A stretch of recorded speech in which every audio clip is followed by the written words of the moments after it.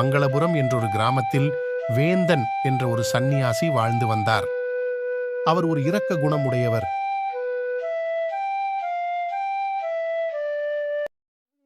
அவர் மிகவும் தெய்வ பக்தியும் கடவுள் நம்பிக்கையும் உள்ளவர். அவரிடம் உள்ள சீடர்கள் சந்நியாசியின் போதனைகளை பின்பற்றி வந்தனர். ஒழுக்கம் விழுப்பந்தரலான், ஒழுக்கம் உயிரினும் ஓம்பப்படும். ஒழுக்கமே எல்லாருக்கும் மேன்மையை தருவதாக இருப்பதால் அந்த ஒழுக்கமே உயிரை விட சிறந்ததாக போற்றப்படும். குருவே, நீங்கள் கூறிய போதனைகளைக் கண்டு நாங்கள் மிகவும் மகிழ்ச்சி அடைகின்றோம். நீங்கள் கூறிய திருக்குறளின்படி ஒழுக்கத்தையே நாங்கள் கடைபிடித்து வாழ்வோம். ஒரு நாள் வாலிபர் ஒருவர் தூய்மையான உடைகளுடன் நேர்த்தியான தோற்றத்தில் அங்கு வந்து, ஓ, அறிவாற்றலுள்ள சந்நியாசி அவர்களே, எனது பெயர் சிந்தன். நான் மனதார உங்களின் சீடராக விரும்புகிறேன். நான் உங்களின் கொள்கைகளை தீவிரமாக பின்பற்றி உண்மையான வேலையாளாக இருப்பேன். என்னை தயவு கூர்ந்து தங்களின் சீடனாக ஏற்றுக்கொள்ளுங்கள் என சந்நியாசியிடம் வேண்டினார். வேந்தன் சிந்தன் கூறிய வார்த்தைகளை நம்பி மிகவும் மகிழ்ச்சியுடன், நன்றி வாலிபரே, நான் உண்மையிலேயே உங்களது செயலினையும் அர்ப்பணிப்பையும் கண்டு மகிழ்ச்சியடைகின்றேன். நீ இப்போது முதல் எனது சீடனாக என்னுடன் இருக்கலாம் என பதிலுரைத்தார்.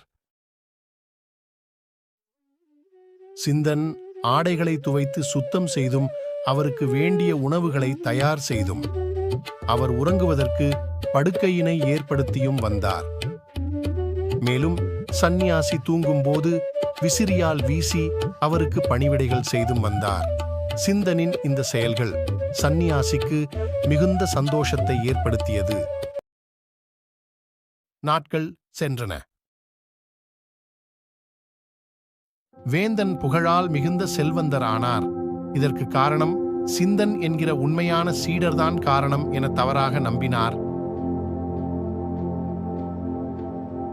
ஆகவே வேந்தன் சிந்தனின் மேல் தேவையற்ற நம்பிக்கையினை வளர்த்து வந்தார்.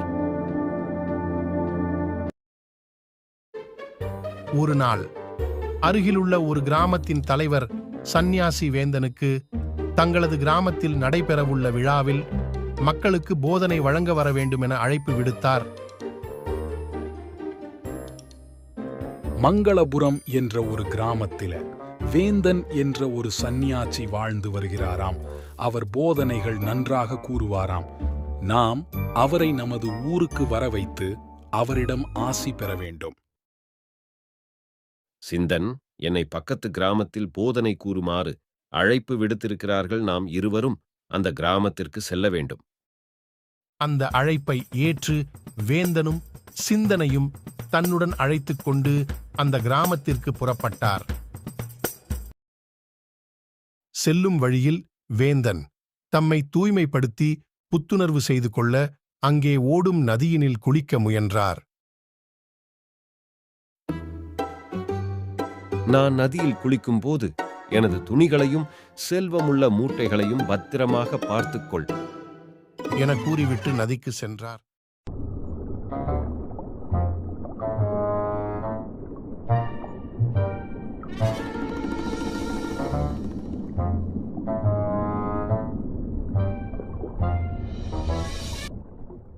வேந்தன் நதியில் குளித்துவிட்டு கரைக்கு வந்தபோது சிந்தன் சிறிது தூரத்திற்கு அப்பால் தனது எல்லா செல்வங்களையும் எடுத்துக்கொண்டு ஓடுவதை மிகவும் அதிர்ச்சியுடன் கண்டார்.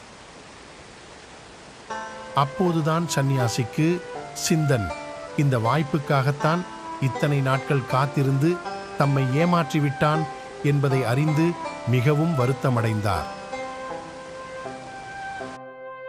இந்த கதையிலிருந்து நாம் புரிந்து கொள்ள வேண்டிய கருத்து என்னவென்றால், தோற்றங்கள் ஏமாற்றத்தையே தரும்.